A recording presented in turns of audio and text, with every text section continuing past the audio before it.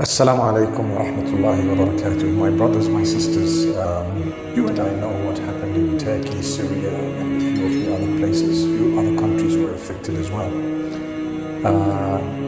I want to start off by saying that those who say that this is a punishment of Allah, they have absolutely no right, no authority from Allah Almighty to declare that.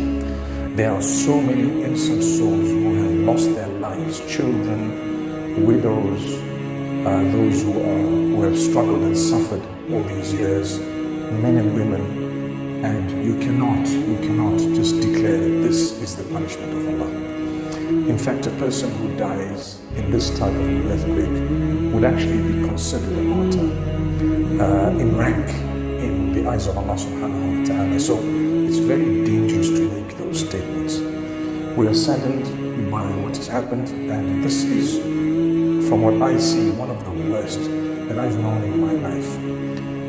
May Allah Almighty truly grant an alleviation to those who are struggling at the moment. I want to quickly tell you that at Abdullah Aid we've managed to send a plane load of aid through various channels, and alhamdulillah it has gotten to the destination. I have posted a few pictures of when it was leaving Amman, Jordan, and I will post a few videos and that shortly. But my brothers and sisters, what was required in the initial hours and still is required, experts in rescuing those who are stuck under the rubble. So for people like you and I to go there and to try and help with food, medicine, water, and so on. In the initial days, they wanted us to back off a little bit in order to make way for those who are professionals in rescuing people from rubble. And as time passes, slowly but surely, they're opening up to everyone else as well.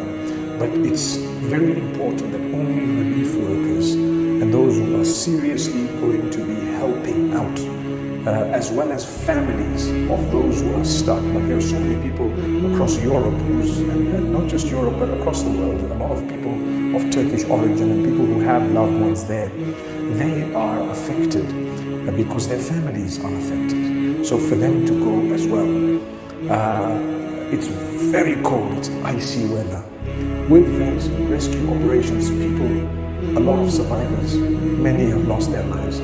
It's a very sad scenario. So the assistance that you and I can render is that of food, blankets, water, medication. That's the most important thing for now, as well as some warm clothing. There are going to be makeshift tents that we would have to put up already. They're there.